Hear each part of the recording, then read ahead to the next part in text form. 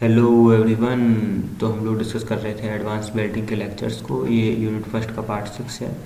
इसमें अपन डिस्कस करेंगे physics of the welding arc के बारे में। तो इस वीडियो का जो हमारा टॉपिक रहेगा वो रहेगा आर्क कैरेक्टरिस्टिक्स। ठीक है, अब हम देखते हैं वोल्टेज आर्क कैरेक्टरिस्टिक्स के बारे में। तो जैसे जैसे हम इसमें करंट बढ़ाते हैं, ठीक है, तो सबसे पहले तो हमारा जो वोल्टेज होता है वो कम होना स्टार्ट होता है। उसके बाद में एक पॉइंट पे आके जो करंट बढ़ाने के साथ वोल्टेज भी बढ़ता है। ठीक है, इस टाइप से ये कैरेक्टरिस्टिक्स आती है।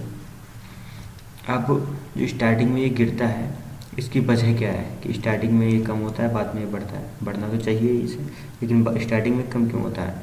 तो इसके दो रीज़न होते हैं। एक होता है थर्मल आयनाइजेशन, ठीक है, और इलेक्ट्रॉन इमिशन।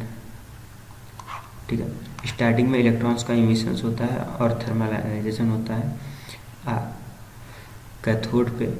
इसलिए जो स्टार्टिंग में ये करंट के साथ गिरता है वोल्टेज, उसके बाद में एक पॉइंट पे आके ये स्टेबल हो जाता है, आयनाइजेशन हो चुका होता है, और जो इमिशंस होते हैं वो स्टार्ट हो जाता है इलेक्ट्रॉन्स का। उसके बाद में वोल्टेज भी बढ़ना स्टार्ट होता है करंट के साथ में। ठीक है, आगे बढ़ते हैं, बात करते हैं voltage arc characteristics of an arc. तो आर्क वेल्डिंग में बिल्डिंग करते क्या है? तो आर्क वेल्डिंग में हम रखते हैं वोल्टेज को कम और करंट को रखते हैं high.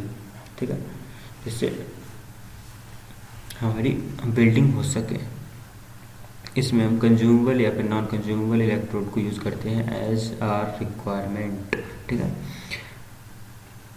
Arc welding power sources ये दो टाइप के होते हैं, स्टैटिक और डायनेमिक। ठीक है, और स्टैटिक दो टाइप के होते हैं, कांस्टेंट करंट टाइप और दूसरा होता है कांस्टेंट वोल्टेज टाइप। और जो डायनेमिक कैरेक्टरिस्टिक्स है वो बहुत ही शॉर्ट ड्यूरेशन के लिए मेजर किया जाता है। Transit variation in output voltage and current that appear in the arc itself. जो ट्रांजिट वेरिएशन होता है आउटपुट वोल्टेज में, वो आर्क में खुद ही दिख जाता है। तो अपन लोग ये देख रहे थे कि स्टैटिक में दो टाइप जो होते हैं, कांस्टेंट करंट टाइप, इसको ड्रूप बोलते हैं, और दूसरा होता है कांस्टेंट वोल्टेज टाइप, इसको बोलते हैं लीनियर या फ्लैट। ये बहुत इंपॉर्टेंट है दोनों, ये मैंने पहले भी थोड़ा डिस्कस किए हैं, लेकिन फिर से डिस्कस कर लेते हैं।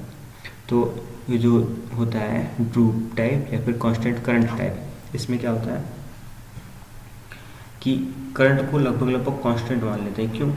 क्योंकि हम इसमें करंट में थोड़ा सा चेंज करते हैं, तो जो हमारा वोल्टेज में वेरिएशन आता है बहुत ज़्यादा हाई आता है।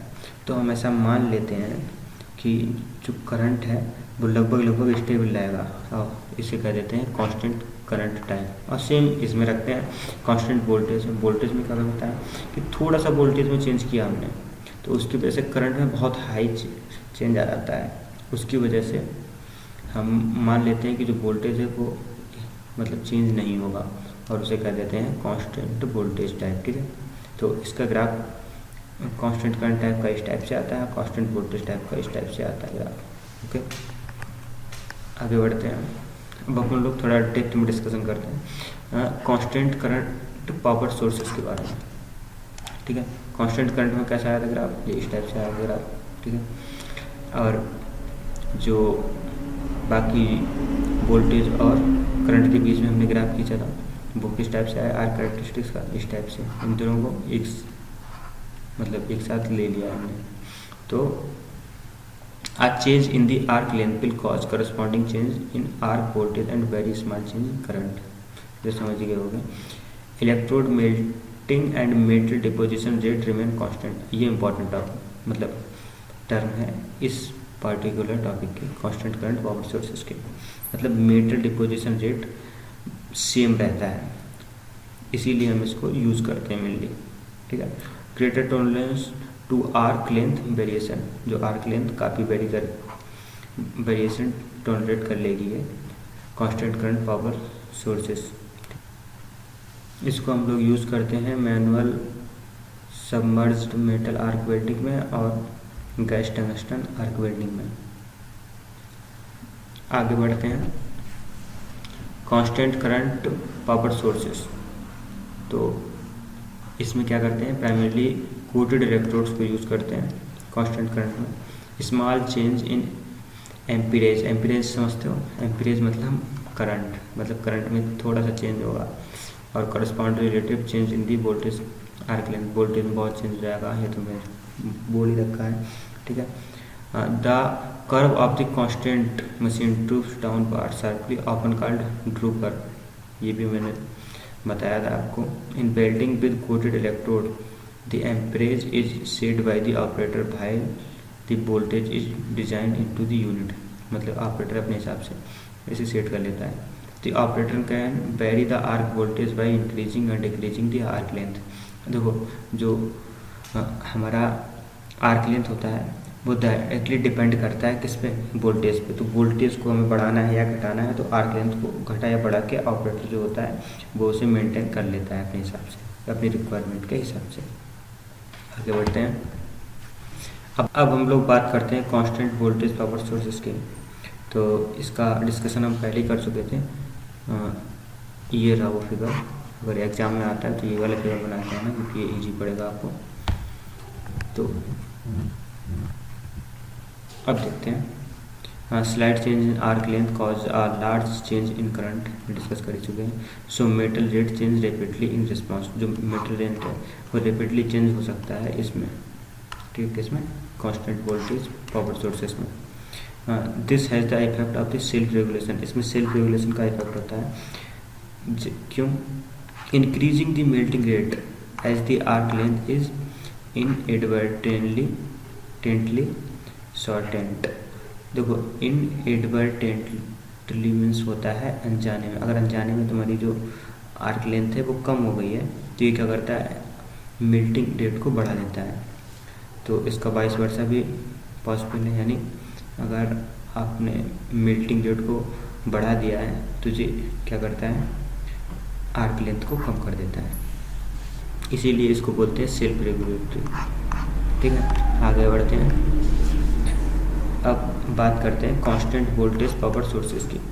तो इसमें क्या होता है, constant voltage supply for attractive for the constantly feed continuous electrode process, जहाँ पे हमें कंटिन्यूअस फीड चाहिए होता है वहाँ पे हम लोग क्या करते हैं, कांस्टेंट वोल्टेज पावर सोर्सेज का यूज़ कर लेते हैं, ठीक है। अब एक और टर्म आती है, इसको बोलते हैं कंबाइंड कैरेक्टरिस्टिक सोर्स। इसमें हमने कुछ नहीं किया, बस यहाँ पे इन दोनों को कंबाइंड कर दिया। सबसे पहले कांस्टेंट करंट टाइप, यानी कांस्टेंट करंट टाइप यहाँ से लेके यहाँ तक, ठीक है।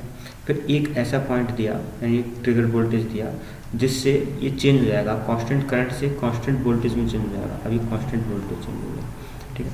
तो अब जो फिगर बना हमारा, इसी को बोलते हैं कंबाइंड कैरेक्टरिस्टिक सोर्स। इससे हमें क्या मिलता है, दोनों के लाभ मिल जाते हैं। आगे बढ़ते हैं।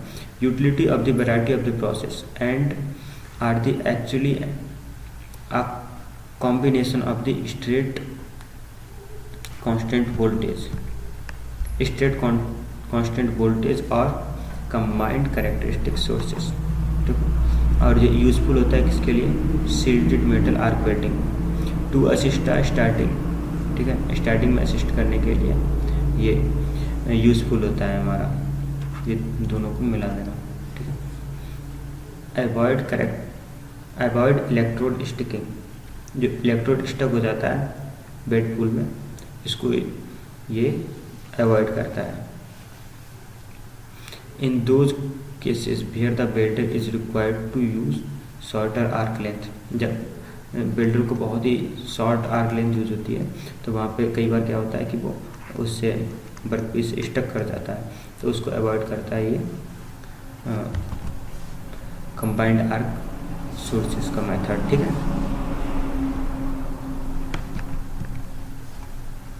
तो thank you for being with me, session for improvement, and you can download the PDF from the description box. Thank you.